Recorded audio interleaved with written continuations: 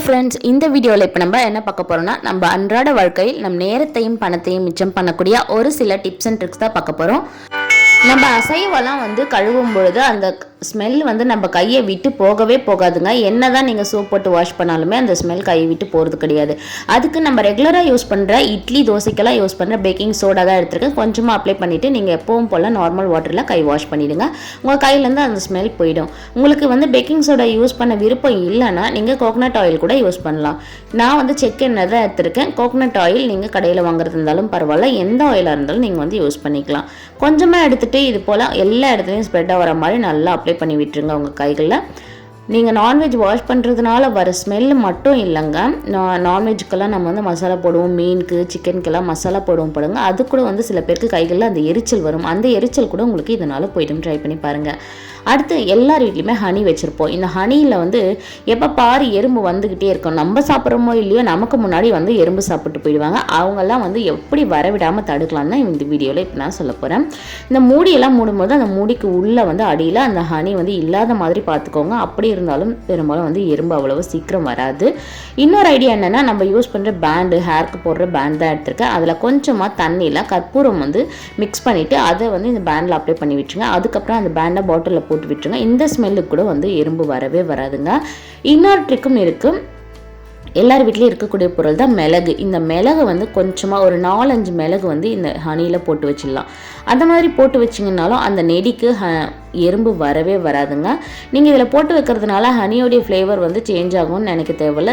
கொஞ்சம் கூட சேஞ்ச் ஆகாது. முக்கியமாக மருந்து கூட மிக்ஸ் பண்ணி சாப்பிடுவாங்க சில பேர் ஹனி. அவங்களுக்கு ரொம்ப ரொம்ப யூஸ்ஃபுல்லாக இருக்கும். இந்த மிளகுனால அதோடைய ஃப்ளேவர் மாறாது. எறும்பு வராமல் நம்ம சேஃபாக வச்சுக்க முடியும். அடுத்து தக்காளி இருக்கிறதுனால அதிகமாக தக்காளி நம்ம வீட்டில் வாங்கி ஸ்டோர் பண்ணி வைப்போம். நம்ம என்ன தான் சேஃபாக ஸ்டோர் பண்ணி வச்சாலும் அதில் அதிகமாக சுருக்கம் வந்துடும். இது போல் அழுகி போயிடும், சுருக்கெல்லாம் வந்துடும். இதுக்கு அந்த காம்பு பகுதியை நம்ம கொஞ்சம் கவனிச்சாவே போதுங்க. அந்த தக்காளியை சீக்கிரம் அழுக விடாமல் நம்ம சேஃபாக வச்சுக்க முடியும். அதுதான் எப்படின்னு பார்க்க போகிறோம். கொஞ்சமாக குக்கிங் ஆயில் எடுத்து இது போல் தக்காளியோடைய காம்பு பகுதியில் இது போல் நல்லா டச் பண்ணி விட்டுருங்க.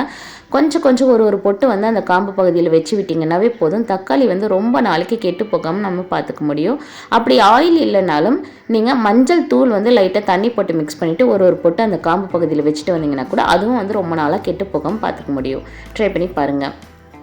அடுத்து டீ பிரியர்களுக்கு ரொம்ப ரொம்ப பிடிச்சமான டிப்ஸ் தான் இப்போ நான் சொல்ல போகிறேன். அதுக்கு முன்னாடி நம்ம டீ தூள், சர்க்கரை, உப்பு எதுவாக இருந்தாலும் ஃபுல்லாக ஒரு பாட்டிலில் ஸ்டோர் பண்ணி வச்சுட்டோன்னா அதில் ஸ்பூன் போட்டு வைக்கிறது கொஞ்சம் சிரமமாக இருக்கும். அதுக்கு நீங்கள் இது போல் உள்டாவாக திருப்பி போட்டிங்கன்னா சீக்கிரமாகவே அந்த ஸ்பூன் டக்கு நம்ம உள்ளே போட முடியும், எடுக்க முடியும். ட்ரை பண்ணி பாருங்கள். இப்போ நான் சொல்ல வந்த டிப் அது இல்லை.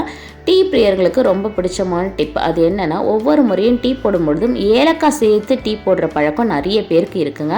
எப்போவுமே வீட்டில் ஸ்டாக்கில் ஏலக்காய் வச்சுருப்போமான்னு கேட்டால் இல்லை. சில டைம் இருக்கும், சில டைம் இருக்காது. அந்த மாதிரி இருக்கிறவங்களுக்கு இது ரொம்ப யூஸ்ஃபுல்லாக இருக்கும். ஒரு 200 கிராம் டீ தூளுக்கு ஒரு 5-6 ஏலக்காய் இருந்தால் மட்டும் போதுங்க. இது போல் நான் வீடியோவில் காட்டுற மாதிரி நல்லா ரெண்டாக உடச்சி விட்டுருங்க. இதை ஒரு 200 கிராம் டீ தூளில் மிக்ஸ் பண்ணி எடுத்து வச்சுக்கோங்க. ஏலக்காய் இல்லாத டைமில் கூட இது உங்களுக்கு ஏலக்காய் ஃப்ளேவர் கொடுக்குங்க. எல்லா இடத்துலையும் போகிற மாதிரி நல்லா கையை விட்டு கலந்து விட்டுருங்க. இல்லைனா பாட்டில் குலுக்கி விட்டிங்கன்னா கூட எல்லா இடத்துலையும் கலந்துரும். இந்த ஸ்மெல் டீ தூளில் எப்பயும் இருந்துக்கிட்டே இருக்கும். நீங்கள் டீ போடும் போதெல்லாம் ஒரு ஏலக்காய் மனம் வந்துகிட்டே இருக்கும். நீங்கள் ஏலக்காய் போடலனாலும் அந்த மனம் கண்டிப்பாக வந்துகிட்டே இருக்கும். ட்ரை பண்ணி பாருங்கள். நான் யூஸ் பண்ணி பார்த்துட்டு தான் இந்த டிப் உங்கள் கூட ஷேர் பண்ணுறேன். டிப் பிரியர்களுக்கு ரொம்ப ரொம்ப பிடிச்ச டிப்புன்னு நினைக்கிறேன். பிடிச்சிருந்தா வீடியோ ஃபுல்லாக பார்த்து ஒரு லைக் மட்டும் போட்டு விட்டுருங்க. எனக்கு கொஞ்சம் சப்போர்ட் பண்ணுங்கள் ஃப்ரெண்ட்ஸ். அடுத்து நம்ம சர்க்கரை, உப்பெல்லாம் பாட்டிலில் ஸ்டோர் பண்ணி வச்சோன்னா அது ஒரு மாதிரி தண்ணி விட்டு போன மாதிரி ஆகிடும், நீத்து போயிடும்னு சொல்லுவாங்க. இது உதிரியாக தான் இருக்குது. சில டைமில் கட்டியாக ஆகிடும் பாருங்கள். அந்த மாதிரி இல்லாமல் இருக்கிறதுக்கு தேங்காய் ஓடு இருக்குது பாருங்கள், சிரட்டைன்னு சொல்லுவாங்கள்ல, அது இதில் போட்டு வச்சுக்கலாம். ஒரு சின்ன துண்டு நீங்கள் போட்டு வச்சிங்கன்னா உப்பு, சர்க்கரை, கல்லுப்பு, சால்ட் உப்பு இதில் நீங்கள் போட்டு வச்சிங்கன்னா சீக்கிரம் அது நீத்து போகாது, கட்டியாக ஆகாமல் இருக்குங்க. அதை நீங்கள் ஸ்பூன் மாதிரி கூட யூஸ் பண்ணிக்கலாம். நீங்கள் என்ன ஷேப்பில் உடச்சி போடுறீங்களோ அதை பொறுத்து அது எப்படி வேணால் நீங்கள் யூஸ் பண்ணிக்கலாம். ட்ரை பண்ணி பாருங்கள். நான் சால்ட் உப்புலேயும் போட்டு வச்சுக்கிறேங்க. சால்ட்லேயும் ஒரு சின்ன பீஸ் உடச்சி போட்டு வச்சிட்டோன்னா அது ரொம்ப யூஸ்ஃபுல்லாக இருக்கும். இங்கே பாருங்கள், இதுலேயும் இதே ட்ரிக் தான். ஸ்பூன் நீங்கள் தலைக்கீழே போட்டிங்கன்னா சீக்கிரமே உள்ளே போயிடும். அந்த மாதிரி ட்ரை பண்ணி பார்த்துக்கோங்க. நான் ரெண்டுத்துலேயும் இதே போல் தான் போட்டு வச்சுருக்கேன். இதனால் அடிக்கடி நீத்து போகாமல் இருக்கும். ரொம்பவே யூஸ்ஃபுல்லாக இருக்கும். ட்ரை பண்ணி பாருங்கள். அடுத்து ஒரு பவுல் ஒன்று எடுத்துக்கிறேன். இந்த பவுலில் கொஞ்சமாக சால்ட்டு சேர்த்துக்கிறேன் நான். உங்களுக்கு எந்த அளவுக்கு தேவையோ அந்த அளவுக்கு மிக்ஸ் பண்ணிக்கோங்க. இப்போ நான் உங்களுக்கு செஞ்சு காட்டுறதுக்காக 1/2 ஸ்பூன் சால்ட்டு சேர்த்துக்கிறேன்.